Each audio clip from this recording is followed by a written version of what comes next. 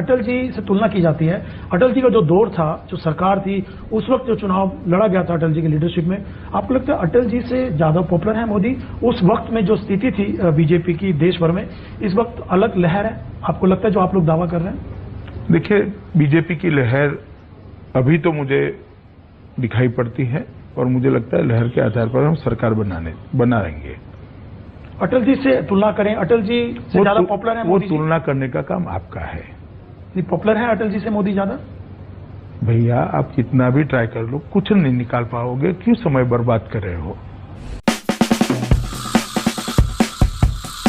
आप जवाहरलाल नेहरू यूनिवर्सिटी में जो हुआ, छात्रों ने जो नारे लगाए, आप उसे सीधे तौर पे देशद्रोह मानते हैं? भैया राहुल, आप इतने बड़े पत्रकार हो, मुझे समझाओ 9 फरवरी को क्या था?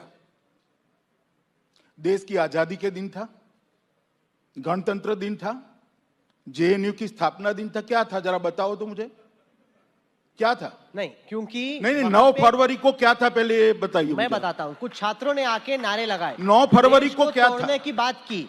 9 फरवरी को क्या था? अफजल गुरु की सालगिरह मनाई। अफजल गुरु की फांसी के दिन पर इकट्ठा होना इट सेल्फ देशद्रोह है। मैंने इसमें नारे का सवाल ही नहीं, किसने लगाए किसने नहीं लगाए। माननीय अध्यक्ष जी, एक समय ऐसा आया कि पूरे कश्मीर घाटी के अंदर भारत का कोई निशान नहीं मिला। स्टेट बैंक ऑफ इंडिया के बोर्ड पर इंडिया शब्द जहां लिखा है वहां चादर डाल दी जाती थी। भारत का झंडा फहराने के लिए मुरली मनोहर जोशी और नरेंद्र मोदी जी ने यात्रा लेकर लाल चौक में जाकर अपनी जान की बाजी लगाकर झंडा फहराना था। और उस वक्त हम नहीं थे जी, हम नहीं थे, हम दूर दूर तक सत्ता में नहीं थे साहब। और ये हमें कह रहे हैं कि शंका हो रही, डर पैदा हो रहा है। डर पैदा ही होना चाहिए, जिनके मन में भारत का विरोध है उसके मन में डर पैदा ही हो। जो इस देश को तोड़ना चाहते हैं, माननीय अध्यक्ष, जो इस देश को तोड़ना चाहते हैं, उनके मन में डर होना चाहिए। हम टुकड़े टुकड़े गैंग के मेंबर नहीं।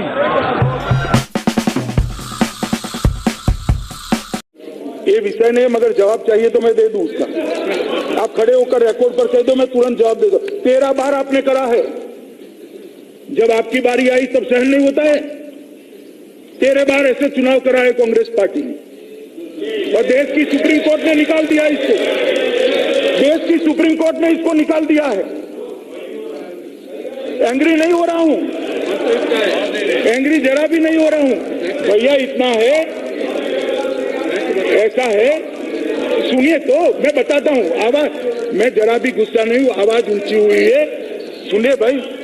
मैं जरा भी गुस्सा नहीं हूं, मेरी आवाज ऊंची हुई है, इसलिए ऊंची हुई है कि अगर किसी को न सुनाई पड़े तो ध्यान से सुनिए।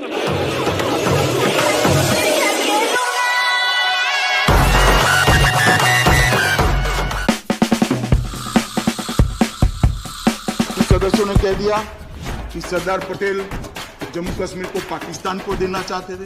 मेरा तो आग्रह है मान्यवर, इस प्रकार की बातों को आपने रिकॉर्ड पर से दूर, इसका संज्ञान लेंगे। सरदार पटेल ने देश के अंदर 650 से ज्यादा रियासतों को जोड़कर अखंड भारत बनाने का प्रयास, और आप कह रहे हो कि वो जम्मू कश्मीर को पाकिस्तान को देना चाहते हैं। मैं रिकॉर्ड साफ कर दूं, जम्मू कश्मीर को कभी सरदार पटेल ने डील नहीं किया था। सरदार पटेल ने डील किया जूनागढ़ को, आज भारत में है, विदाउट 370 है। डील किया हैदराबाद को, भारत में है, विदाउट 370 है। जम्मू कश्मीर को डील किया पंडित नेहरू, जम्मू कश्मीर को डील किया पंडित नेहरू। काशी मथुरा के नारे का सवाल है, मैंने पहले ही कहा है, भारतीय जनता पार्टी का नारा कभी नहीं रहा, ना चुनाव में ना अयोध्या आंदोलन में। भारतीय जनता पार्टी का नारा कभी नहीं रहा। और जहां तक काशी का सवाल है, तो इस सीट छोड़ दें हम क्या? भारतीय जनता पार्टी का कोई प्रत्याशी नहीं लड़ेगा? अरे नरेंद्र मोदी क्या है, भारतीय जनता पार्टी के प्रत्याशी, और क्या है भाई? तो वो सीट छोड़ देंगे और जोशी जी के लड़ने से काशी की समस्या नहीं रहेगी क्या? किस तरह की बात कर रहे, किस दुनिया में जी रहे आप? नहीं, पर आप जब नरेंद्र मोदी, दिमाग जी, आपके दिमाग पर जो भूत सवार है उसको उतार दीजिए। आपको 10 को पीछे ले जा रहा है भूत, 10 को पीछे ले जा। जोशी जी लड़ेंगे तो काशी का महत्व कम हो जाएगा क्या? कोई प्रमुख नेता नहीं है हमारे, तो वो बात नहीं होगी। तो जोशी जी पहले भी लड़े वहां से। तो जोशी जी पहले, मोदी जी पहली बार लड़ रहे हैं, इससे क्या फर्क पड़ जाता है भाई? क्यों इतनी निर्बल मानसिकता में आप लोग जी रहे हैं? मानसिकता बदलिए भैया, मेरा तो आपसे रिक्वेस्ट है। राज्य में अभिव्यक्ति की आजादी यानी फ्री स्पीच पर नए नए अंकुश लग रहे हैं। नरेंद्र मोदी को विशेषकर आपकी चैनल ने हिटलर, रावण, हमारे मास चैनल ने। अरे सुनिए तो, अब मुझे सुनिए भैया। हिटलर, रावण, मास किलर, मास मर्डरर, दुनिया भर की कह सके ऐसी कोई चीज छोड़ी नहीं थी, जबकि कोर्ट का कोई भी आदेश नरेंद्र मोदी के खिलाफ नहीं था, ना इसके खिलाफ कोई इन्वेस्टिगेशन हो रहा था। मगर हमने आपके खिलाफ कुछ किया भाई? कुछ नहीं किया। हमारी सरकार के खिलाफ बहुत सारे लोग बोलते हैं, हम कुछ नहीं करते हैं। व्यक्ति और सरकार के खिलाफ बोलने की सहनशीलता, सुनने की सहनशीलता हम में है, कोई बोलता है तो, मगर देश के खिलाफ अगर कोई बोलता है तो इसको ना सहन करना चाहिए, ना हम सहन करेंगे।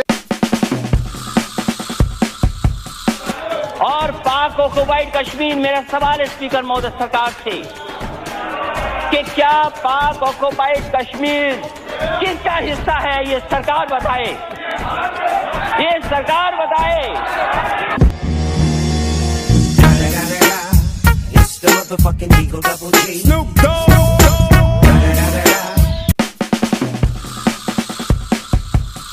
जो आतंकवाद के आज भी अभियुक्त है, उसको माननीय गृह मंत्री जी भारतीय जनता पार्टी के अध्यक्ष के नाते उसको उम्मीदवार बनाते हैं और वो आज लोकसभा सदस्य हैं। अभी एक भाषण किया माननीय सदस्य दिग्विजय सिंह ने, मैं उनकी गुस्सा समझ सकता हूं, अभी अभी चुनाव हार कर आए तो स्वाभाविक रूप से गुस्सा पड़ा होगा, यहां निकलना भी चाहिए, ठीक है निकल जाए, मगर सभापति महोदय मैंने उनको नहीं टोका है, मैंने उनको नहीं टोका है, मैंने आपको सीधा एड्रेस नहीं किया, मैं सभापति महोदय के माध्यम से ही एड्रेस कर रहा हूं और जवाब तो देना ही पड़ेगा और आपको सुनना भी पड़ेगा। अर्बन नक्सलिज्म की एक बात आ गई है, कोरेगांव की इन्होंने बात की, माननीय सभापति आपको हैरानी होगी, उसमें मेरा नाम भी जोड़ा गया और कहा गया कि इनका फोन नंबर उनके पास था। जनाब, मेरा फोन नंबर राज्यसभा की वेबसाइट पर था और मेरा नाम जोड़ा गया कि उनके पास मेरा फोन नंबर था। स्वाभाविक है जो इन्होंने कहा है, if the central government believes, सबसे मैं कहना चाहता हूं कि सबसे पहले आप मुझे ही उसमें डालेंगे, मुझे भरोसा है आपकी बात पर। ऐसा ही नहीं है कि किसी को कर देंगे। माननीय सदस्य दिग्विजय सिंह ने कहा कि मुझे ही घोषित कर देंगे, कहा ही है रिकॉर्ड पर। मैं आपके माध्यम से उनको कहता हूं, मैं आश्वस्त करता हूं, अगर कुछ नहीं करोगे तो कुछ नहीं होगा।